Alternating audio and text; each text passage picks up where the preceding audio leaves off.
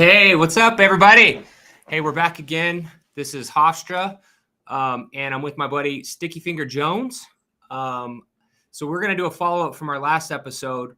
We were talking about potentially buying projects 0.1 and under on Ethereum, and we had a little discussion before this on what our processes were, and they're quite a bit different. I think the strategies are different depending on what you want to do with the project.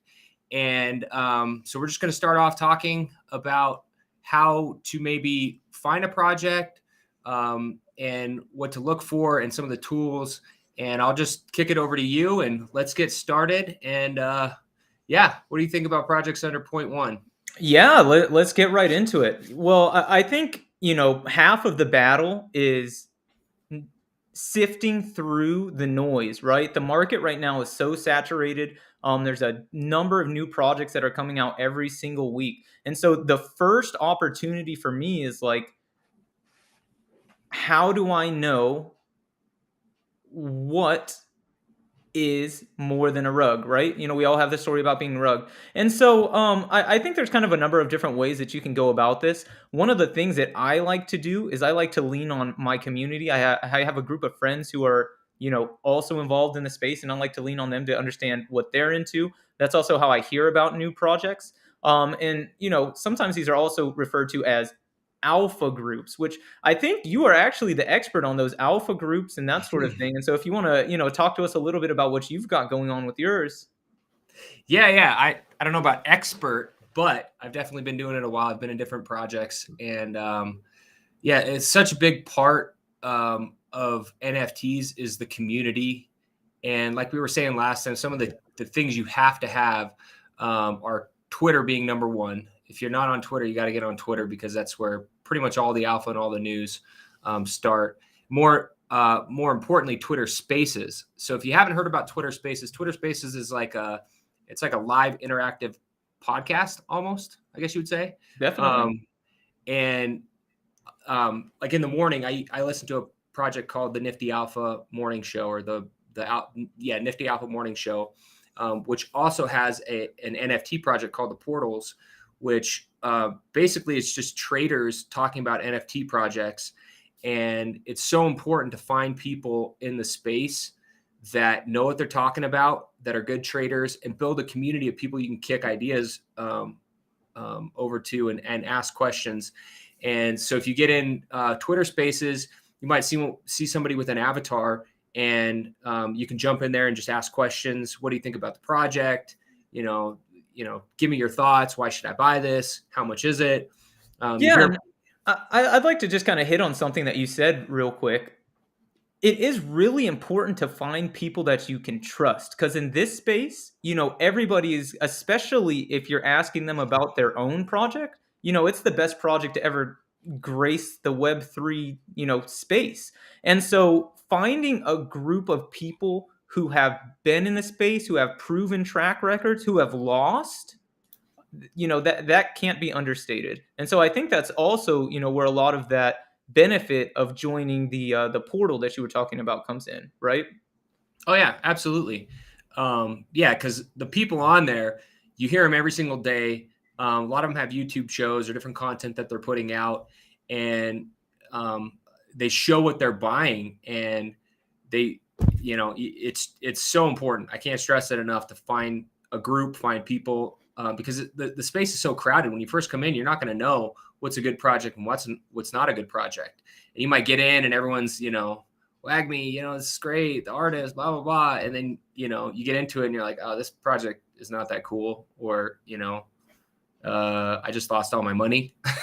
Yep, absolutely. And I would say just a good rule of thumb, check out the Discord, check out the general chat. And if you get in the general chat and all you're seeing is like posture check or remember to hydrate, or you're seeing, the same person chatting, I love this project so much, I will never sell, diamond hand forever. That might be a good indication that the community is not really built on a strong foundation, right? And we actually like to call that grinding for the whitelist, if you will. And oftentimes, I mean, think about it, right? If they're spending this much time faking their involvement in the community, it's pretty evident that they're in there for a quick buck. And, those are the people that kind of drive the prices down. And there's nothing wrong with taking profits, right? One of the number one things that I always say is always take profits. Nobody ever went broke taking profits. But if you're thinking of things from like a long-term perspective, these are just some of the things we like to watch out for. Yeah, so I'm trying to pull up my Twitter right here, and I don't know if Twitter Spaces shows on my desktop. It does. I know it does if people are on and I can see them, but I don't know if it'll show me on the top like it does on your cell phone. But getting back to like 0.1 projects. So there's two different strategies, right?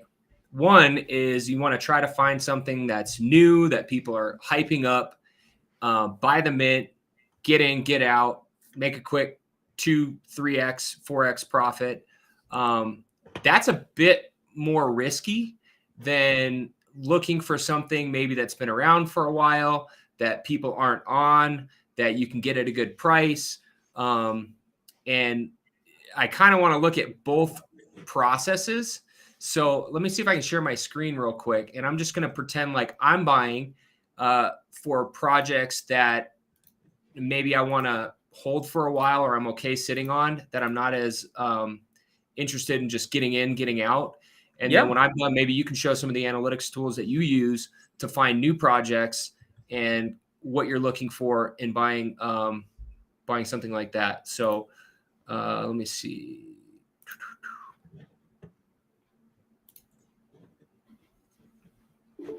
And let me pull you up. And off we go. Okay, let me do this. I think I shared the wrong screen. Switch it over to the other one. Whoops. Okay.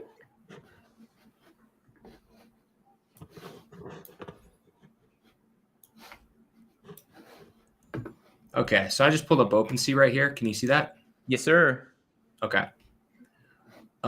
So what I like to look at is, I mean, it depends how much time you want to spend on OpenC, because you can spend a long time looking at this. And when you come in and you've never seen projects or you're brand new, it's like, oh my gosh, there's so many freaking projects. So I'll go down and just start scrolling through like the top 500 projects. But what I'm looking at right now, if I'm going to try to hold something a little bit longer, I'm going to look at all-time trading, and I'm going to see what's been around. What are the top projects right now? So let me go back to 1 through 100. So you can see if you just look right here at floor price, I mean, I'm pretty much priced out of every single project. This one right here, wearables. Okay, that's not really a project. That's like buying skins. Super rare. That's not probably something I would look at to buy an NFT project to get in, unless you're into like one-of-one art or more unique things. Yeah. Do you know much about that project? I don't buy much on super rare. So I can't really speak to that. But like, look at the Zed Run. I got so big into Zed Run when I first started. Now you could get into something under 0.1 on Zed Run. That's been around forever. They signed with NASCAR. There's a lot of money going into that project, and that was one of the biggest projects that first came out. So if you wanted to buy something and start racing your horse and trying to win money, you could get in under 0.1. That's an established project. That, it all depends. If you want to buy something that you want to look at, that's probably not the project. That's more of a play to earn, horse racing game. But I'm just looking down here. I mean, it's the number 30 traded project, which, NFTs haven't been out for too long, but that's saying a lot if it's been around for at least a year and they've got some backing behind them. So I'm going down here, just kind of looking. Here's another one, Townstar.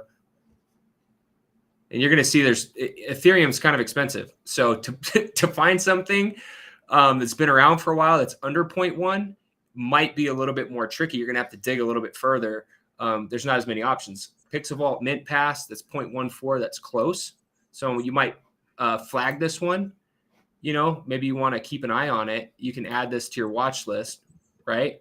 And then when you get into analytics tools, you can show how maybe you can keep those up, and you can get, some of them will flag, like if it's at a certain price, you can get an alert. Okay, so let's go back. But yeah, this is the first thing that I would do is I would start digging on OpenC. And I'm going to try to find one that's under 0.1 that is somewhat of a known project or halfway known project. Lost Poets, last year, this was a big project. But you can see, look, volume, it's done 30,000 Ethereum in trading volume. So not that this is a point under 0.1, but I'm just going to use it for an example. Okay. So the first thing that I'll do is I check the floor price. And I know this is a little bit higher, but I'm going to start looking at how many are listed. Oh, wow. Oh, this is off. Look, floor price is 0.14. I get in here and it's at much higher than that. So that's actually not on. That's not even right. And this is why we call it broken C. Great example. Yeah, I think it was down. I saw a bunch of tweets today that this was down. Okay. I'm going to get out of this. Let's go back.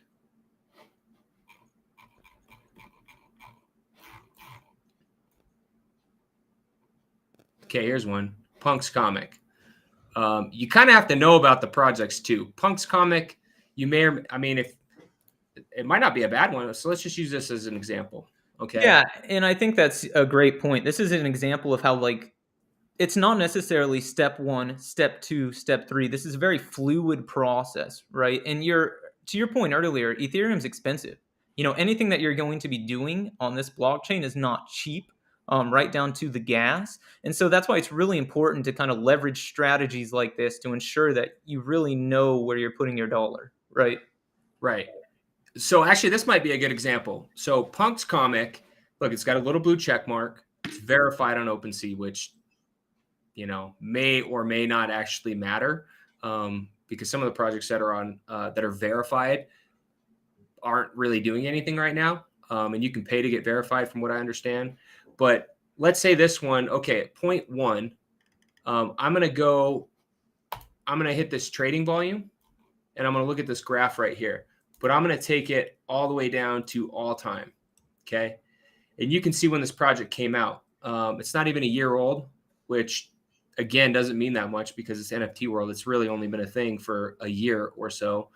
But you can kind of see the trading activity, and then the high on this project. Look at this. I mean, there was stuff on the first Punk's comic selling for 11 Ethereum, and then they came out with more. They've come out with like 3 or 4 different volumes, like issue 1, issue 2, issue 3. But this was tied to the Bored Apes when it came out. And if you were in the space last year, 2021, like I remember when this project came out, this was like, it was like, you got to have one. And I think if you own this, it gave you, it was either this or Pixelvault. I think it was this. It gave you the Adidas drop. So if you owned it, they airdropped you, or you were able to mint the Adidas pass, which is worth like 1.5 right now. But you can see, like, right at the end of the year, look at this thing falls off a cliff. So I'm going, okay, why? It was trading so high right here, then it falls off a cliff. And what is going on with this project? Why is it just sat down here? And then I would start digging in. So I'm going to go right here, look at the trading history an hour ago. So there's 1, 2, 3, 4, 5, 6, 7, 8, 9, 10 projects in the last day that have sold, and they've all sold for right about that price. This one, actually, no, this is 2.5, but you can see it's a different one. So then you can go over here, and you can filter. Whoa, that didn't work. Okay, this one, sometimes you can go in and you can filter this by the type of comic. It doesn't look like I can, but if you look at this, the reason that some are trading a lot different are because this is issue 2. And the other one was the OG, I'm assuming. Yeah. Oh, type. Here we go. Okay. So type, if you go look, so there's 12,000 on issue 2. There's 10,000 issue 1. Pixel Vault Founders DAO, Pixel Vault Issue 1 Special Edition. So there's 58 of this. That's probably why it's so expensive.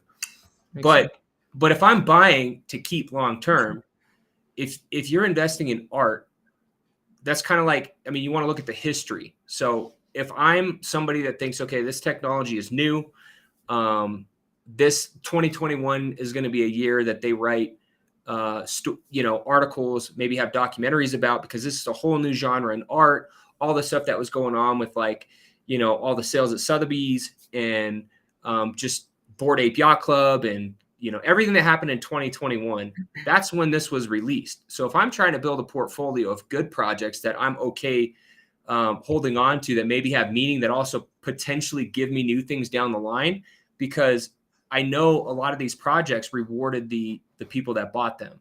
And I don't know if that's still the case, but what I would do is, if I was thinking about buying this, I would go to the website. I'd read all through the website. It may or may not have a roadmap 2.0 or a whitelist, but I would try to find the people. So if you go back up to the top on OpenC links to everything. So you can see the website right here, Discord. So if you want to just check that out, and then usually the Twitter, like you can hit this, check the Twitter, see if it's active, see if people are talking. Or if you get in there and you're like, okay, this thing's dead, you may not want, like if you're trying to make 2 or 3x on your money within, a week or so, this isn't the right project. But if you want to hold something that you think might have historical value or significance, and that maybe long-term gets a resurgence and all of a sudden people aren't on this project, but they were. I mean, this was such a big thing when it came out. And my question would be, why? What's going on? But you can filter, like I said, you can go through here and look at Series 2, and then you can get out of this. You want to see what Series 1 is trading for. Look at the difference. 2.4 ETH versus Series 2. So if you're into comics, and, I don't collect comics, but I know enough about trading cards and things like that. Like if you're going to collect a series, maybe issue 2, you get in the Discord and you find out, okay, if you're holding a Punks comic, maybe they have a DAO coming out. I know that's like on Pixel Vault, which I believe is also tied to this. They all kind of connect to each other. And that's where you got to find out, like, what's the deal with this project, right? There might be way more to it. And just because it's trading at 1, like I said, let's go back to the trading volume. And I want to say when this came out, like even just a few months ago, I think it was like considerably higher. So let's take the last 14 days. Last 14 days, average selling price is 0.5, but that's going to be skewed because you're going to have some of these more expensive things. But if you can scroll down here, okay, 1.2, 1.2, and then let's go last 30 days. And I'm just going to go 30, 60, 90 and try to find out, like, okay, what happened on this decline? Why are these numbers where they're at? So 0.1, you might keep scrolling because it's going to tell you on here, look, 3 days ago, 7 days ago. So there's not much trading action. This is at 0.13.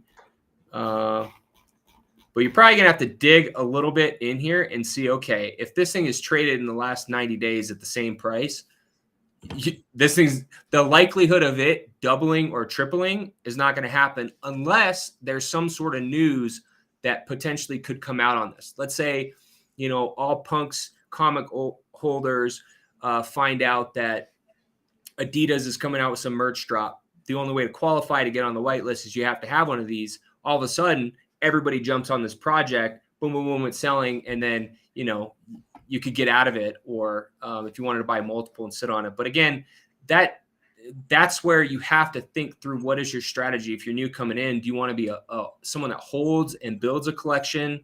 Are you betting on the long-term success of NFTs? Are you, trying to pick a certain project and then build around it to have a collection of, fewer things, but things that, make sense. Right. So anyway, that's kind of a starting point of what I would do. And then again, I would go back through here and I'd go back through the all time, and I'd start there, and I'd see, okay, so what else is here? Is it better to put my money there? But getting in Twitter Spaces, asking people that maybe are involved in the project, they'll tell you the whole history. They'll be like, oh yeah, we're off this because nothing's happened and everybody was on it, but I'm holding it, whatever. And then get in the Discord, start asking questions. Hey, what's the news? Go look through the announcements, ask some questions, find some people, find them on Twitter because they'll link their profiles, and you can start building a little community. So that would be my strategy if I'm looking to hold on to something for any period of time and build a collection and do it. But again, that's 0.1 ETH at, I think it's 2,700 a day. You're going to spend a decent clip, and if you're starting in Ethereum and you've only got $500, you might only get one project. Yeah, absolutely. And so give a rough estimate of how long you would spend evaluating different projects before deciding, like, what, I do want to pull the trigger. Oh my goodness. Just so I might spend 6 hours on something, because like if I was going to dig into this project, there's so much history, and like if I didn't know what I knew from last year, I wouldn't be able to get up to speed on this project. But if I was brand new and I didn't know anything, and I'm trying to like look through however many thousand projects are on here, and you just see Punk's comic, right? And then you look at Crypto Punks, and then you look at there might be 12 Punks type related projects. Like, how do you know which one is good and which one is bad without digging into these things? And it really takes research. And that's where this is a little bit different than maybe buying a stock or buying something else. Is there's so many factors at play, like who's the artist, right? Who are the founders? Yep. Also matters. What companies are investing in them? What projects are they tied to? What significant people in the space are holding this collection? Are they still holding the collection? Who are those significant people? You have to find that stuff out, because if you're betting $500 on one project, like this is something that I would probably buy and forget about it. Or if I took a strategy where I was just flipping, maybe I flip up and I come back to this project and I go, okay, this is cool. I liked all that information.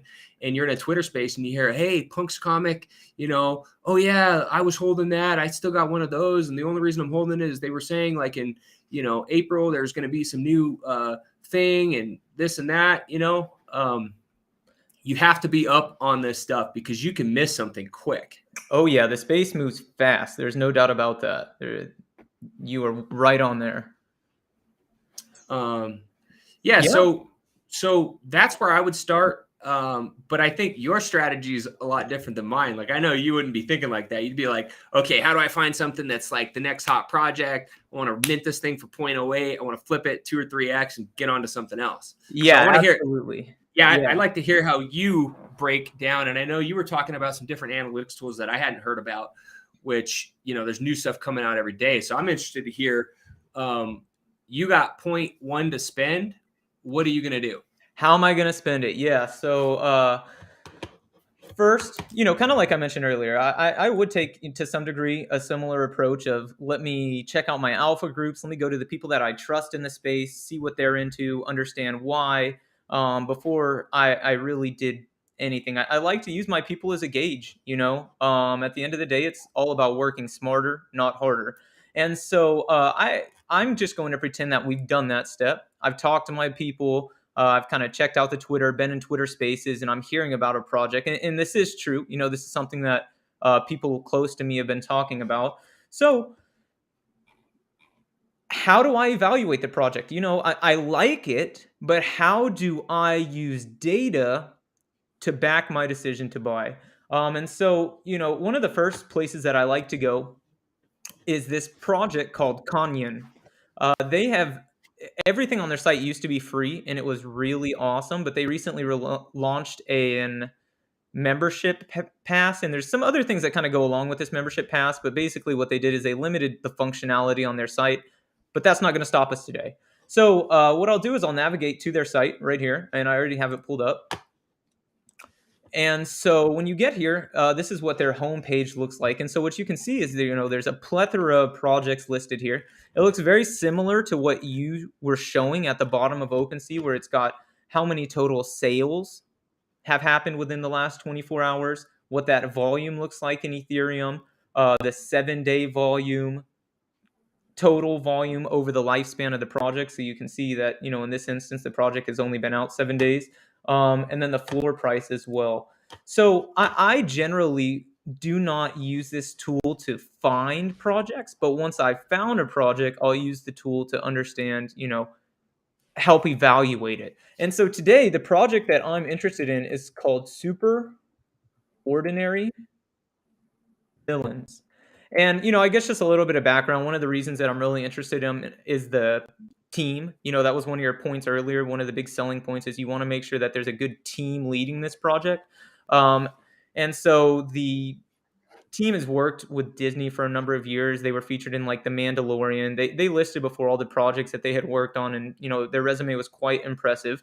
And B, my strategy is, if possible, buy into projects that are going to give me another token. And so that's something that this project is getting ready to do as well. If you own one of their villains, which is what we see here, they're going to airdrop you a hero, or you're going to get a hero. It hasn't been explicitly stated like that. They just said you're going to get something, and that's kind of what the rumors are.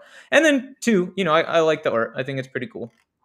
So, like I said, I'll pull up the project here. I have the option to go view it on OpenC, just like Hofstra just showed us. And then what I like to do is just kind of look at my summary statistics here. So first, understand how many items there are. What does the total supply look like? And so it's about 9,000 here. And the owners are about half of that. So to me, I think that's a pretty decent ratio. It's a fair ratio. And it's basically suggesting that on average, every owner owns about 2 of these villains. And I think that's fair. Where I start to really kind of use that as a red flag is when that count is closer to like 4-1, because to some degree that means people are starting to hoard the project. And my style is to buy into projects that have a lot of momentum. And I kind of value momentum by the number of unique owners. And so that's, my first data point. Second, the floor price, like we suggested earlier, it's under 0.1. That's what we're looking at. Next, the 24-hour average price. So I do see here that the 24-hour average price is a little bit higher than what the floor is. So that's something we definitely want to keep in mind as we move forward. And then again, they've got 42 sales in the last 24 hours, which isn't great. But if you really spend some time in this space, you'll understand that number is not too terrible. Then you can also see that, those 42 sales equated to about 2 Ethereum, which is how we get that 24-hour average price. And then you can do the same calculation for the 7-day volume and that sort of thing as well. The royalty fee, in my opinion, it is what it is. Some people leverage this as a buying point. I would say 7 is somewhat standard in the space, but some people won't buy projects that have more than a 5% royalty fee. That's not my style. I think, unfortunately, people got to get their cash too. One of the largest attractions about launching a project is that, royalty piece in the perspective of, to some degree, passive income. And so I don't really leverage that statistic too much. But what I do like to leverage is I like to come in here and look at the charts. So let's go ahead and open up these charts first. Yeah, I do want to say something about that, because at the price point we're talking about, that royalty fee doesn't really matter. But you start getting up 2, 3, 4, 5, 6 Ethereum, like if you build your bag up, that starts mattering, because you can't get in and out of projects the same way.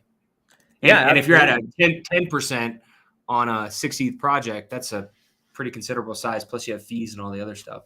Yeah, absolutely. And so that is a great point. And I would say that the people who pay more attention to that royalty fee are, just like you suggested, people who are buying into large valued projects, or they're buying a lot of a small value project. But for our purposes today, it's not too big of a hesitation. So yeah, let's go ahead and look at the charts. Okay, I think because I opened it in a new tab, it kind of prompted me to sign in. If I do have to sign in, okay, we'll just sign in with our Twitter real quick. Where did you find this analytics tool? So I found it actually on Twitter itself. I spent a lot of time in the space. The way that I actually came across it was somebody had leveraged a really cool analysis that they used to let you use for free, and they posted it on Twitter, and I was blown away. I thought it was an awesome way to kind of evaluate projects, but unfortunately, they no longer let you use that piece in the free version. But that piece, I guess I'll talk about it a little bit. It was called, "Is this project the next blue chip?" And so what that analytical tool would do is it would compare the owners of whatever project we're looking at with owners of blue chip projects, and it would just kind of show you like the holder distribution. So you would see how many people are holding a Bored Ape, and how many villains they own as well. And so you can see that functionality right here, but unfortunately it won't let us leverage that today. So yeah, like I said, we'll go back to the charts here. So the charts are really cool. Just like in OpenC, you have the opportunity to view them at the 1 day, 7 day, 30 day, or 4 hour mark. Again, unfortunately, in the free version, you're only allowed to use the 1 day, 4 hour, or 1 hour mark. So we'll use the 1 day here. And so literally what we are looking at, each one of these dots represents a sale. And not only do you have the ability to see the distribution of sales, as well as timing, and this may help you later if you're trying to determine when's the best time to list a project, but you can actually click and view the asset, and it will pull it up on OpenC. And so I can see that, over the last 24 hours, this was the highest sale. It was at 0.095. By clicking this asset, it'll actually pull it up here. And I might have too much going on with my internet right now, so we'll go back to that in a minute. So yeah, this is kind of my first step, is I like to understand the distribution and see if there's maybe anything that is alarming here. And really what that means is I'm trying to recognize a pattern. Do I see kind of like an overarching descending pattern? It kind of does look like that. We get a little bit of traction here at the end, or an inverse, which might tell me to buy immediately, would be the opposite. If all the dots kind of started lower, but as the day goes on, the price gets higher and higher. I will say that I think, one, because of the length of time that we're viewing, and then two, the amount of data points, nothing is super alarming here, but I would say it might have a negative sentiment, if I had to, but it wouldn't drive me away from this project. Here's another way for anybody who loves stocks to look at the same exact thing. So basically, each one of these also represents a sale. Technically, this would represent like an instance in time, but due to the amount of sales that they have, as you can see, you can kind of view them as one. But if you change your level of granularity, it starts to become more meaningful, And so I actually thought this was at the 1 minute. That's why I suggested each one kind of represents one sale, because they weren't really gaining more than one sale a minute. But the interval right now is at 5 minutes. And so what we're looking at here is from March 9th to March 30th, every 5 minutes, what did their distribution look like? And so we are really interested, of course, in line go up. Yeah, exactly. And so you can see here that recently they did have like an influx of volume for one small period of time. That's this large green bar, but it kind of leveled off since then. And so again, just like we saw up here, the pattern kind of seems to be the same. I am a data analytics guy in real life, and so ideally what I would be able to do, or like to do, is to export this data and manipulate it myself, run actual statistical analyses to see if any of these changes are statistically significant changes. or to really get kind of the slope of what's going on here. But for these purposes, we kind of have to use our eyeballs. There are some opportunities to add some bands. So anybody who's familiar with stocks, you can add in, like, if you wanted to say, here's where I think my support is, here's where I think, my next level of resistance is, that sort of thing. You can do some cool charting here. But to be honest with you right now, I think it kind of looks prettier than what the actual value that I'm deriving from it is. So that would be my first stop. Let me see if there's any patterns, anything that screams, yes, buy in, do it immediately, or no, pass up. And here, I think it kind of passes both of our checks. It's not screaming either way. So we're going to go ahead and look at the next opportunity. So on this one had already minted. So you're looking with some data, but if you don't have anything to go off of, because like I don't mint projects anymore. I did that a lot last year. It's just, for me, it's a little too risky, and I don't have time to grind and figure out, what's coming up. So like, how are you finding a project that doesn't have any data on it? Are you still buying those? I am still buying those. As a matter of fact, total transparency, I think the largest success rate that I have had is getting on a whitelist, minting a project, and flipping it pre-reveal. I think right now, just thinking about the market conditions, that seems to be what's working. At least that's what's working for me personally. Really, honestly, over the last month and a half or 2 months, it seems to be pretty consistent in that you mint a project, especially if you're on the whitelist. The project gets hyped up all the way until the art is revealed. And if you can sell somewhere in there, that's where I've been able to kind of maximize my profits. But that's barring, the opportunity to get a super rare item, right? So how are you finding a whitelist though? Like, what is a whitelist? Because the whitelist wasn't a thing last year, and then all of a sudden it became a thing, and now it's like the only way that happens. And I've even seen a new trend with whitelists where before it's pretty easy to get on. Now it's like, super exclusive or to only certain people. But how are you finding these whitelists? Because like I said, I don't have time to sit there and find that stuff. So like, I always envy people that can get on these whitelists, because it's, to me, I don't it's tough. Let me just say that really, if you want a whitelist for a project, there's a couple ways to do it. The best way to do it is to be lucky. Honestly, like you said, it to some degree it's near impossible. Everybody, every single day, whatever project that you're interested in will say retweet, tag 3 friends, and join the Discord, and we'll whitelist 3 of you, something like that. And then if you look at the tweet, it's got 10,000 retweets on it. So 3 out of 10,000, you guys can do the percent likelihood that you get selected.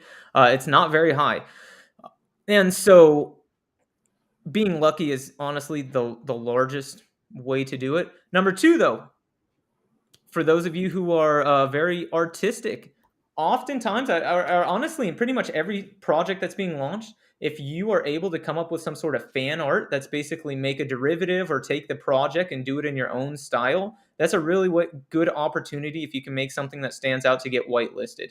I have tried that route pretty hard, and I would say I've got like a 10% success rate. It's but if you get them, like, and if it's the right project, you're almost guaranteed to make some money. I shouldn't say guaranteed, but the likelihood, like the whitelist for World of Women Galaxy. Yep. Like, you're not losing on that project. Yeah, definitely. Like if you can get on that, you're guaranteed to make a bag. Yep, absolutely. And so, yeah, I think minting right now is tough. To be totally transparent, really what I look for is, one, how do the people that are close to me who know about the space feel about it? Number 2, what does their engagement look like? Twitter is one thing, but you really need to get into the Discord and see like what's going on in the chat. Like we mentioned earlier, if it's just like a big grind fest and people are saying,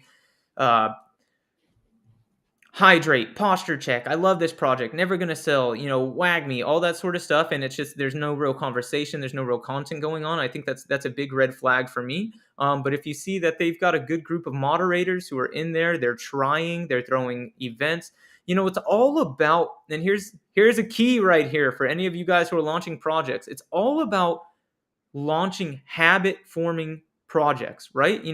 Something that keeps your people coming back and makes them want to reinvest in the project from whatever perspective that looks like. And in these communities that are having people grind for whitelist, that's not going to do it. So those are really kind of how I evaluate an upcoming mint. So on that super ordinary villains, I know you're using that as an example, but would you buy that? And based off of what you just saw, is that something you think would go up or down, or would you look at a different project? Yeah, so right now there are a couple more checks. So the next thing that I would do is I'll look at the holders report, which I believe I pulled up right here. The holder report. And so here, what's kind of interesting is what it will show you is the top 50 holders. It'll show you how many tokens they hold and what that percent looks like. And so what I'm seeing, does it show their wallet address? Like, can you go and figure out who that guy is? Yes, exactly. And so that would be my next step. So first, I like to actually scroll down here to the bottom and see the 50. Who's the worst and how much are they holding? And so, the worst of the top 50 is still holding 10 pieces. And so that's not bad at all. So then what I would do is check out what's going on with this guy. I might even choose someone over here in the middle as well. 27, let's go with that. That's my lucky number as well. See what's going on with this guy. And then the cool thing about blockchain is all of this stuff is transparent. So if they have a OpenC gallery and you click on that and go to OpenC, or like copy that address and put it in OpenC, you can see what they have. Sometimes they might have it in a ledger, but if they have stuff that they're putting out to the public, you can see what else they own. Yep. And so that's what I just did here by clicking this guy's wallet. Because if I look on Kanyan, it looks like he only has these villains. So that is really interesting in itself. This was that villain we saw earlier that was, the outlier that went higher than what we expected. But all you have to do is paste in here. But like that doesn't mean a lot though. If they just have that, they could have just, because when people are minting, they'll use a burner wallet. So just because you have only that one project tied to that one address doesn't mean that that's the only thing this person holds. It could have just been a different wallet that they kept them in. Yeah, absolutely. And it actually, oh, there it is. I was going to say, it looks like I couldn't even find that guy. Yeah, so what we were seeing is true. This one wallet is only holding SOVs. So to be honest with you, that is not a good wallet for me to look at. So I'm going to go ahead and exit him. And I would probably choose a different wallet. That was number 50. I'm still going to choose somebody down here near the bottom. And see what they are working with. While this loads, oh, here we go. So here we go. So now we see a wallet. So this guy is also holding 10. He's the number 49th ranked holder. And we kind of see, what other projects he has involved. And so I'll be honest with you. I haven't really heard of any of these. Have you heard of them, Hofstra? They don't look familiar. What's the name of the mushroom? Rare Bears or the Funky Fungi? Never heard of them. Keep going. So we'll keep going. So Crypto Punk. Yeah. Well, hey, he's got a loser club. That's there what I'm talking about. I've been looking at getting into loser club myself, actually. So yeah, so that's kind of interesting. That's something I like. Crypto Ray Rays, I'm also a fan of. Does he have it? If you go to OpenC, put that in. Does he have his Twitter connected to OpenC, or can you find out who that guy is?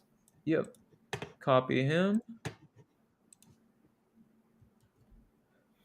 Robbie SP, how are you doing, my friend?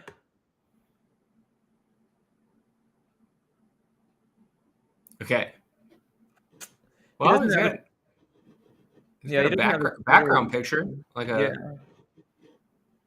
Okay, so there's no link. How many total? This guy's got quite a few projects in here. Yeah, that's a good bag. Long Lost, not bad. The Board Bunny, of course, was big. Oh, look, he's got one of your alien friends. That's what I thought, but it's got a humanoid. It's a doodle friend. Yeah, were you in Humanoids? No, I remember when that minted because my buddy got it and I missed the mint. And And he was like, oh, because it went up to like 1.5, I think, like that first day. And I was like, damn it. And then it stayed up there for a little bit. But now you could pick a humanoid up for probably not that much. I wonder what Not that much at all. Yeah, I've thought about getting into it a couple of times. See, now this, I can already tell you, this seems like a guy who knows what he's doing. Ding Buzzhole. It's like, Hey, look, you could get into a humanoids right now for 0.14. yeah, that's. There you go. It's your opportunity right here. You can go snipe the floor. But yeah, I think Sprite Club, man, I was definitely looking at them for a little bit, so that's interesting. So you got That's so funny. I wanted to get into. That's so funny because you were asking me like, how long are you going to spend on these projects? Well, like you're doing exactly what I do, and then I'm pretty soon I'm like down the rabbit hole. I'm looking at, wallet addresses, trying to find them on Twitter, trying to get, it's easy to And like then, we've been on for 45 minutes, but you could sit here and do this for hours. But this is also a good way to learn projects and see what's, what holders that have significant, bags are holding. yeah, absolutely. And to be like totally transparent, what would probably happen in the real world, and I'll speed up now, but what would happen in the real world is I'd spend all this time going through different wallet addresses, and then I'd find something like, wow, what is this? And then I'd wind up buying the sevens when I set out to buy a super ordinary villain instead. But we're not going to let that happen today. I've had my heart set. So the last thing that I like to look at here is the compare holder. So I talked to you guys a little bit previously about the next blue chip. So what this allows you to do is kind of do this on a smaller level. So it always starts with Bored Ape Yacht Club. And so basically what I'm seeing here is there's 9 mutual holders. As you can also see, they each hold 1 Bored Ape Yacht Club, and they total 27 pieces of this collection. So that's not really a huge support.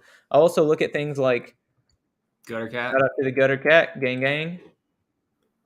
I like to look at projects that I enjoy, right? People that I vibe with, people that I feel like are on the same mission as me. And so when I do this, not only do I search like big projects comparable to Bored Ape Yacht Club, CryptoPunks, those sorts of things, but I also like to search what I like. So again, 1325, that's not huge. And then dig into the old alien friends. 100. So here we get a little larger, and these might be a little, closer to my speed. So assuming all of these kind of charts, the summary statistics up here at the top, looking at the holders, they kind of match my criteria. What I will then do is navigate to Rarity Sniper. So this is saying I'm ready to buy, okay? I'm going to buy SOV. How do I choose which of the 9,000 pieces I want to buy, right? We already talked about my goal is to snipe one off the floor, but if we just go to the collection here on OpenC right now, and I type in super ordinary villains, what you're going to see is all this sweet art. Wait, is that it's at 0.04? Yes, sir. Yeah, so this just dropped a couple weeks ago because I remember this was on the top 100. Yeah, I've actually made some decent coin here by using my trading strategy of selling on the rip and buying the dip. Hey, I'm not Mr. Zach Morris or anything, but it's pretty easy, right? Eat dips, not dicks. Buy the rip, or buy the dip, not the rip. Yeah, pretty simple. But yeah, so what I'm trying to suggest though is I come here, I'm like, okay, I want to buy something that's 0.4. Well, this guy looks cool. Oh wait, this guy looks cool. Yo, this guy's got a crown. Okay, I'm into archery. But look at this cat. And so I go through all of these and I'm like, how do I understand which one I want to buy? Well, somebody smarter than I has developed this tool called Rarity Tools. And what you can do is you can come in and you can type in your project, Super Ordinary Villains, pull it up, and what it's going to do first is rank them for you in terms of the most rare piece to the least rare piece. And you can instantly see that, like, some of these one of ones are for sale right now. If I was in the market for a one of one, clearly I would probably buy the one that's at 5 ETH. a fraction of the price of the other ones. But we are into the floor. So what I like to do is I'll just come over here, play with my filters. Instead of rank low to high, we're going to go price low to high. You see buy now is already activated here. So look at this. Now in black, I have the token ID, but in orange, I have what they're actually ranked. And so now what I'm going to do is I'm going to throw emotion out. Just, I like this archery guy better than I like this guy down here. But if you look at the rank, well, I guess the archery guy is better ranked.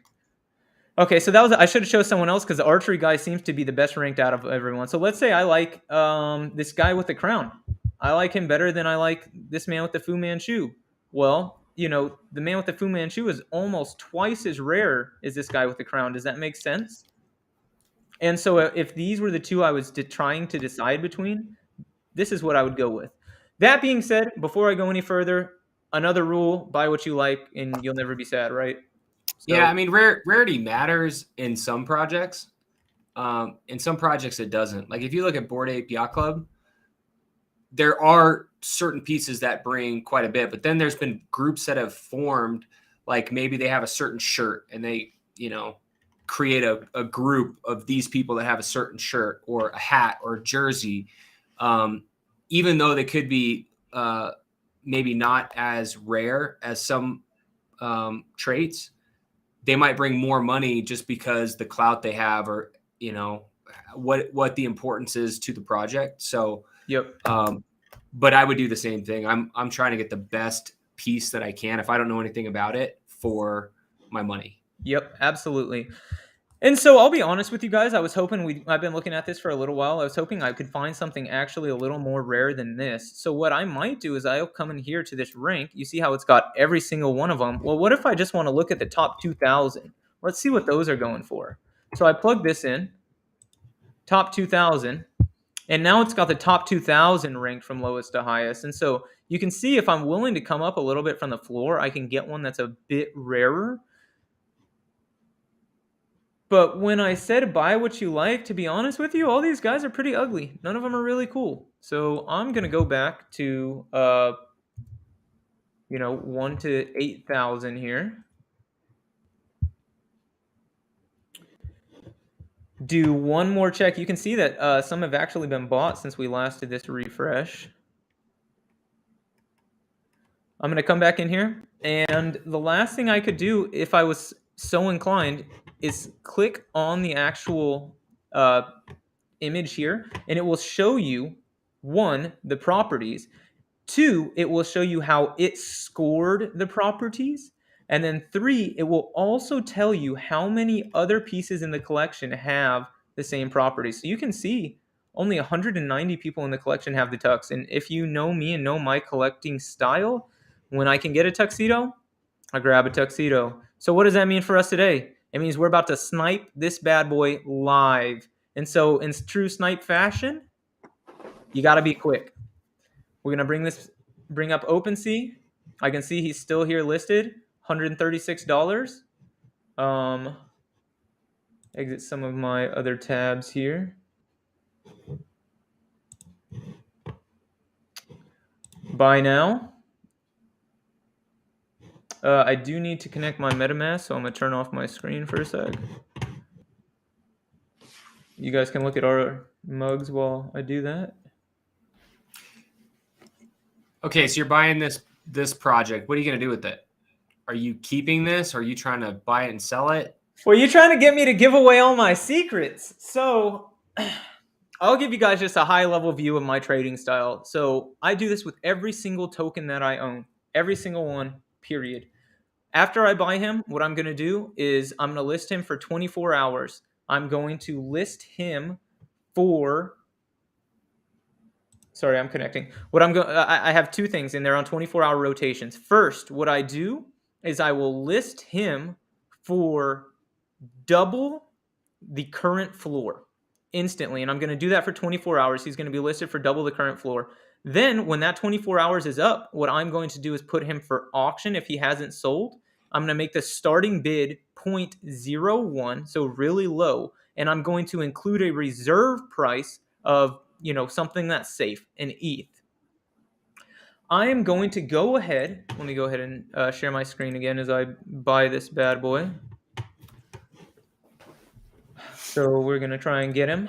But yeah, so then what I'll do is I'll list him for auction with something safe. And so what I'm trying to do is get bids on him that will act as insurance. So if the floor dips, even though my bid may not have been what the floor was at the time, there's a chance that the floor dips below what the bid was. And so then I'll go ahead and accept that bid and buy another piece off the floor. And, it's all about compounding gains. It's one of the things that I learned from stocks that I was able to carry into this. And I think that's part of the reason I've had, whatever you want to call the success that I've had. That's part of the reason is I failed a lot in stocks, honestly. Okay, so you're getting this guy. Is this a project that you actually like? Like, I mean, you're buying it, but are you going to do this? Are you going to instantly list it for 24, and then if it doesn't sell, you're going to do exactly that, or is this project? Because I know you've been eyeing it for a while. I am going to do that. I do it with every single piece that I own in an effort to confirm this, in an effort to just kind of, keep my emotions in check. Some people will make a great investment. They will, maybe make their living off of the investment. And if you ask them how they did it, they said, well, I just followed my gut.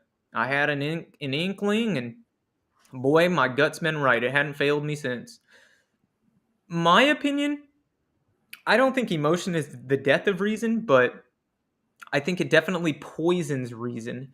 And so that's why I just decide if I buy something, I'm going to list it. I don't even let that emotion come into play because, again, I grew up doing archery and that sort of thing, bow hunting, all that good jazz. This guy kind of has a warm piece in my heart. But if I, let emotion get into it, something that you and I were talking about before the show, one of the largest opportunities that I had is buying something, having an opportunity to take profits and make money on it, and just being so emotionally connected to this random piece of art that I hold it until it's worthless. And it's like by employing this strategy, it, like I suggested, it's kind of like a fail safe, and it keeps my emotions in check. So let's see what happened here. I'm not sure if I wound up. No, it went through. Oh, nice. You got that bad boy. So, are you able to share my screen? I want to do something here. Yeah. So, I think and again, share your screen. Yeah. Going back to strategies, right?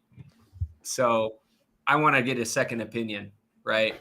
So, I just pulled up my Nifty Portal Alpha Group. Gosh, I'm about to get roasted here. And I'm gonna go in the general. I'm gonna go, hey guys, what do you think of SOV? Here it comes. Prepare for the roast. Super ordinary villains? Yes, sir. They're villains, but they're super ordinary. 0.04. There it is. 0.04. Thoughts? They're usually pretty active. Oh. Let's see what Lou Reed has to say. Oh, Lou Reed, be kind to me. Haha, thank you. No. Anyway, but this is what I would do. I'd go into my alpha group and I'd throw a couple things up here, and depending on who it is, and I may or may not listen. But you were talking about the data tools that you use, and I just want to show in here, like if I want to check data tools, like in this actual project. So like these are just one tool that you have, and one thing I want to kind of stress is your style may not be my style. Like the way I look at a project and analyze and break down could be completely different. I could be just as successful as you. And if you're not used to tools, one, it's going to take you a little bit to understand how to use them, how to understand the data, to really do it. So like the first couple you're going to go through is going to be, it's going to be difficult because you're trying to digest all this information that you may or may not understand, right? Getting into the space is a lot. It comes at you. But as you start putting your process together, it becomes easier. So the first one's going to be difficult. You're going to stumble through it. Maybe you're going to find someone, ask them a question. Hey man, I don't really understand how to use this tool. What do you think? Or watch a YouTube video or whatever. And then the second and third time, and then you kind of develop your 3 or 4 things that you do on a project. And then it becomes boom, boom, boom, boom, boom, okay, yes or no. And you can pick this stuff up a lot quicker. But like in here, I would, let's show you again. No, nobody yet. So top NFT sales, like this is another one right here. Mint monitor, what's coming out, Genie sweeps, trending mints. They have a NFT tools, boom. So if I go right in here, they have listed, what is this, like 40 different NFT tools. So if you really want to get nerdy and break this stuff down and spend, 2 weeks understanding, but like there's so many in here, like they have their own. And then they've got WAGMI Analytics, Dune Analytics, Non-Fungible, Crypto Slam, Dapper App, NFT Stats, Icy Tools, NFT Nerds, Nansen, Hyperspace. Each one of these is going to have like its own unique thing. Some might be the same, but you might like a format different than others. But I just wanted to show you that, like, yeah, this is where I would get a second opinion, maybe before buying. Right. And hopefully you have a buddy who won't wait until you make the purchase to put it in the chat. But not all of us are blessed with someone like that. But me, I got to learn it the hard way. So even if you tell me not to do it, I'm probably going to go do it, and I'm going to feel it until it hurts because, I'm a degen NFT trader. And if I got to learn a lesson, it's got to be expensive.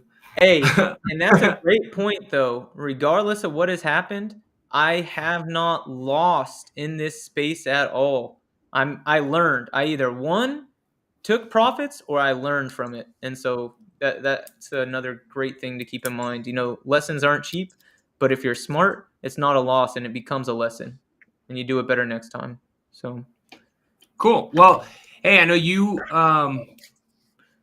you got a project this time. So I'd like to check in on the next one and see what happened to see if it actually worked or not.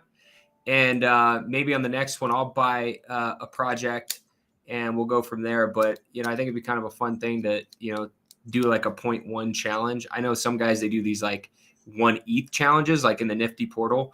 And I just bring that up because I'm in this project a lot. Yeah. It's funny because they do one over 30 days for 1 ETH. But if you're brand new, like jumping in with 1 ETH, that's like, at one point it was up to 4,400.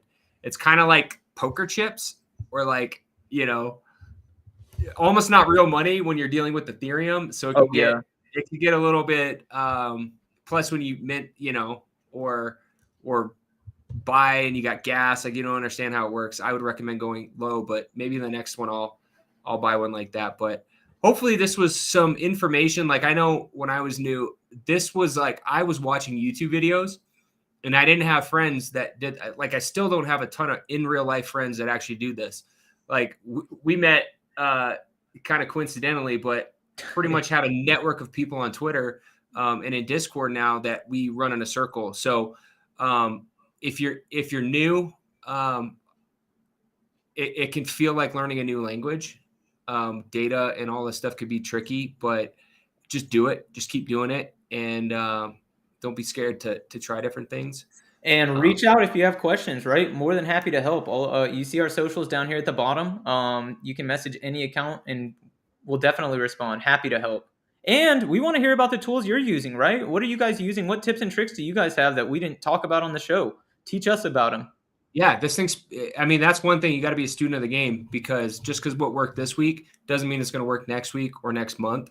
And you got to be agile. I have learned that. So, hit us up on Twitter. Like, comment, subscribe. If you like this, let us hear your thoughts. We're going to start bringing more content and kind of take the position of if you were new, what would you do? And then kind of build from there. But this was fun. I actually learned a couple of things from what you were talking about that I didn't know. And I might use a couple of those little gems. Absolutely, right back at you. So until next time,